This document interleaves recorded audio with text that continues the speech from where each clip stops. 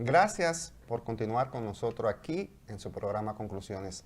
Hoy, en nuestra entrevista central, vamos a conversar con el doctor Julio César de la Rosa Tiburcio, quien es el presidente de la Alianza Dominicana contra la Corrupción, ADOCO. Muy buenas noches, Julio César. Wensi y un Buenas servidor, noches, te buenas damos la noches. bienvenida a tu programa Conclusiones. Buenas noches, Julio César. Gracias, buenas noches, un placer compartir con ustedes y siempre es grato poder conversar y entrar en contacto con su teleaudiencia. Gracias. Julio César, la población dominicana, la sociedad dominicana es siempre la más afectada directamente con el tema de la corrupción. Hasta ahora existen grandes deseos de que se devuelvan aquellos montos robados a consecuencia de la corrupción por muchos exfuncionarios que han sido sometidos a la acción de la justicia.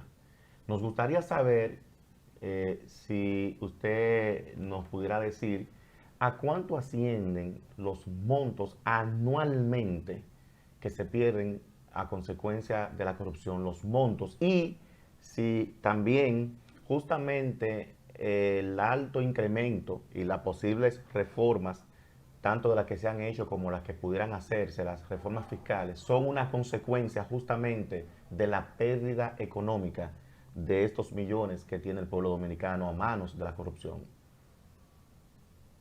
Mira, cuantificar la corrupción cae dentro del ámbito especulativo porque no hay un mecanismo que permita medir realmente a cuánto asciende. Y por ello se ha apelado a eh, algunos recursos de hacer un cálculo porcentual a partir del presupuesto que se maneja. Yo recuerdo que en el 96 el entonces candidato y posteriormente presidente Leonel Fernández se refería de que el 35% del presupuesto se va a la corrupción, y la expresidenta y fenecida Liceló Marte de Barrio de la Cámara de Cuentas había dicho que con lo que se había llevado la corrupción se podían hacer 5 República Dominicana. Evidentemente que esto se pudiera cuantificar si los órganos de control, tanto interno como externo del gasto, realizaran las auditorías que conforme la Constitución y las leyes, pues así lo establecen. Pero hay una corrupción de la que no se habla, que es la corrupción privada, que es aquella en la que interviene el sector privado a través de los impuestos, así como el mal uso de las exenciones que le concede el Estado y que no hay cómo cuantificarlo. De esa parte de esas exenciones son, por ejemplo, la de el pago de aranceles por la importación de combustibles que lo obtienen para un uso y le dan otro uso. Eso es corrupción. Entonces yo creo que cuantificar la corrupción, y por eso vemos con preocupación lo que se le vende a la población desde el propio Ministerio Público, cuando te agarra, te toma el presupuesto asignado a una institución y establece por una irregularidad que se haya producido o que la propia Cámara de Cuentas haya hecho una auditoría y que haya encontrado pues irregularidades, pues el Ministerio Público inclusive hace el sometimiento por la totalidad del presupuesto. Y nosotros hemos hecho esa acotación de que no se le puede vender la idea a la sociedad de que un ex servidor público que tuvo en sus manos un presupuesto de 10,000 millones de pesos y que cometió irregularidades, tú le impute malversación o irregularidad por esos 10,000 millones de pesos. Entonces, eso es lo que va aumentando la percepción de la falta de sanción y el crecimiento y aumento de la impunidad. Entonces, esto se pudiera lograr y establecer cuánto realmente se lleva la corrupción, que dicho sea de paso, eso que se lleva la corrupción se deja de invertir en educación, en seguridad, en vivienda, en empleo, así como en salud, porque evidentemente que estos recursos destinados a estas áreas van a los bolsillos de quienes administran. Y la Bien. falta de esos controles permite entonces que se queden muchos de estos casos sin sanciones y que no se va a verificar una sanción más allá de la solicitud de medida o de la imposición de medida de coerción a solicitud del Ministerio Público. ¿Qué nosotros queremos?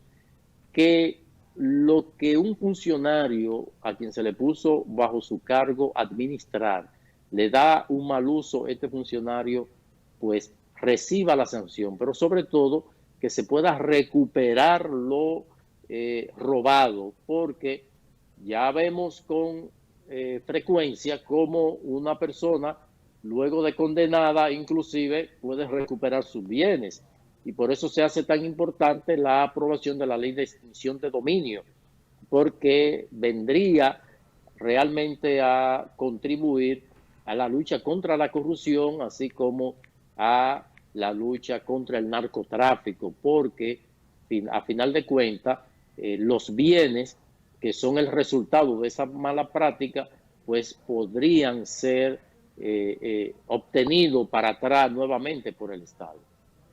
Bien. Así es, Julio César. Hay un tema muy candente, precisamente relacionado con la corrupción.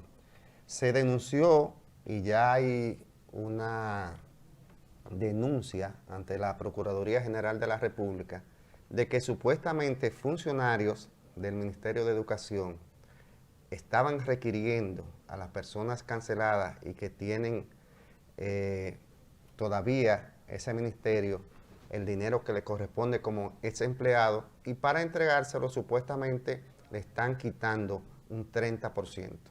De ese tema, inclusive doña Milagro, que es directora de Integridad y Ética Gubernamental, según mi punto de vista, se lavó las manos y dijo, no, yo no tengo nada que ver, ya eso está donde tiene que estar, que en la Procuraduría. ¿Cuál será el destino de este expediente y si realmente marca una situación de corrupción en ese importante ministerio? Evidentemente que eso es un caso incontrovertible de corrupción. Y no solamente, y con esto le doy una primicia, no solamente está ocurriendo en el Ministerio de Educación. Esa queja la hemos recibido de otras instituciones en donde se le condiciona a los propietarios de esas prestaciones o al beneficiario de estas prestaciones como derecho adquirido, se les requiere que a cambio de agilizarle los procesos, pues se le tenga que pagar o dar un porcentaje de lo recibido. Eso ya se ha producido en varias instituciones públicas y por eso se demanda que esto se haga con la mayor celeridad para evitar que una persona se vea obligada a tener que dar parte de lo que son sus derechos a cambio de que se le pague el dinero que es de su propiedad. Pues con pena vimos las declaraciones de la doctora Milagros Ortiz Bosch al desvincularse de este caso, y esto pues uno lo ve con preocupación porque de la misma forma que acudió sin ser materia de la Dirección General de Ética e Integridad Gubernamental, acudió ante el medio público con el caso de los contratos de asfalto en el Ministerio de Obras Públicas. O sea, ella fue. Entonces, si ella fue con este caso, debió ir con el caso de educación, porque se le llevó la denuncia ante este órgano que tiene como misión prevenir la corrupción desde la promoción de el cumplimiento ético de las responsabilidades de los servidores públicos.